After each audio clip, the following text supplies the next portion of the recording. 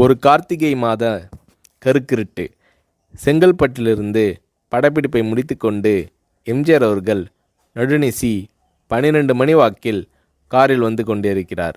கண் விழித்தவாறே தனது காரில் எம்ஜிஆர் அவர்கள் வந்து கொண்டிருந்த பொழுது வழியில் போலீஸ் உடையில் நின்ற ஒருவரை பார்க்கிறார். எம்ஜிஆர் அவர்களின் கார் அவரை கடந்து செல்கின்ற போது எம்ஜிஆர் அவர்களின் நெஞ்சில் பொறி தட்டுகிறது. ஆள் நடமாட்டமே இல்லாத இந்த அர்த்த ராத்திரியில் அந்த போலீஸ்காரர் பஸ்ஸுக்காக காத்து நிற்கிறார் என்பதை எம்ஜிஆர் அவர்கள் புரிந்து கொள்கிறார். உடனே தனது டிரைவரிடம் காரை நிறுத்த சொல்கிறார் எம்ஜிஆர். கார் பின்னோக்கி வருகிறது. போலீஸ்காரரின் அருகில் காரை நிறுத்தி கதவை திறந்து ஏறுங்கள், எங்கே போக வேண்டும் என்கிறார் எம்ஜிஆர். பரவாயில்லை, நான் பஸ்ஸிலே வந்து விடுகிறேன் என்கிறார் அந்த போலீஸ்காரர். நேரமாகிவிட்டது, இனி இந்த ரூட்டில் பஸ் கிடையாது, ஏறிக்கொள்ளுங்கள் என்று எம்ஜிஆர் அவர்கள் வலுக்கட்டாயம் செய்ய போலீஸ்காரர் வேண்டா வெறுப்பாக ஏறுகிறார்.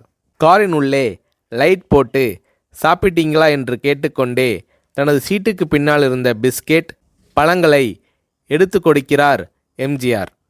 இப்படி ஓசியில் பயணம் செய்வதே எனக்கு உடன்பாடில்லை. இன்னும் நீங்கள் உண்ண சொல்லி வேறு என்னை இழிவுபடுத்தாதீர்கள் என்று போலீஸ்காரர் மறுக்கிறார். எம்ஜிஆர் அவர்கள் பூரிக்கிறார். இருப்பவனிலிருந்து இல்லாதவன் வரை படித்து பதவியில் இருக்கும் எத்தனையோ பேர் எனக்கு அது வேண்டும் இது வேண்டும் என்று எம்ஜிஆர் அவர்களிடம் வேண்டியதை பெற்று செல்கிறார்கள். ஆனால் சாதாரண பொறுப்பில் இருக்கும் இந்த போலீஸ்காரரின் நேர்மை எம்ஜிஆர் அவர்களை மெய்சிலிர்க்க வைத்துவிட்டது. எம்ஜிஆர் அவர்களின் கார் கத தூரத்தில் வந்து கொண்டிருந்தாலும் காரின் நிறத்தையும் ஒளியையும் மனம் கமலும் ஓடிக்கான் வாசனையையும் வைத்து இது எம்ஜிஆர் அவர்களின் கார் என்றும் கார் சென்ற தடத்தை தொட்டு வணங்குகின்ற அளவுக்கு புகழுடன் திகழ்ந்த நேரம் அது. அரை மணி நேரம் கார் சென்று கொண்டிருக்கிறது. ஆனால் அதுவரை எம்ஜிஆர் அவர்களை பற்றி பெரிதாக போற்றி புகழ்ந்து பேசாமல் அந்த போலீஸ்காரர் வந்ததே புரட்சித் தலைவர் எம்ஜிஆர் அவர்களுக்கு அந்த போலீஸ்காரர் மீது மரியாதையை கூடுதலாக்கியது. நான் தான் எம்ஜிஆர் என்கிறார் எம்ஜிஆர். கேள்விப்பட்டிருக்கிறேன் என்கிறார் அந்த போலீஸ்காரர். பொன்மனச்செம்மல் எம்ஜிஆர் அவர்களின் முகத்தில் கோபம் இல்லை, பதிலுக்கு பொன்முறுவல் மலர்கிறது. என் படங்களை பார்த்து இருக்கிறீர்களா என்று கேட்கிறார் எம்ஜிஆர். நான் சினிமாவே பார்ப்பதில்லை என்கிறார் அந்த போலீஸ்காரர். புரட்சித் தலைவர் எம்ஜிஆர் அவர்கள் இன்னும் பிரமிக்கிறார். இப்போது கார் சத்தத்தை தவிர ஒரே நிசப்தம். போலீஸ்காரர் தனது வீட்டிற்கு அரை கிலோமீட்டர் தூரத்திற்கு முன்பே காரை நிறுத்த சொல்லி இங்கேயே இறங்கிக் கொள்கிறேன் என்கிறார்.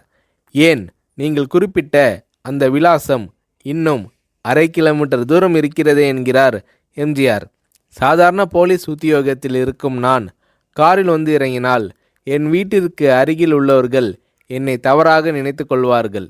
இதுவரை இப்படி நான் யார் காரிலும் ஓசியில் வந்து பழக்கமில்லை. நீங்கள் இவ்வளவு தூரம் செய்த உதவிக்கு நன்றி என்கிறார் அந்த போலீஸ்காரர்.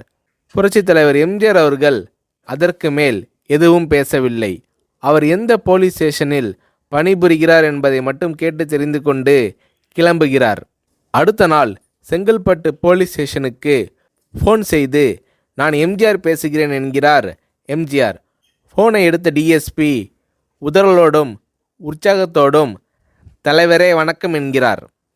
இரவு சந்தித்த போலீஸ்காரரை பற்றி விசாரிக்கிறார் எம்ஜிஆர். அந்த டிஎஸ்பி சொல்கிறார், நீங்கள் குறிப்பிடும் அவர் இன்று விடுப்பில் இருக்கிறார்.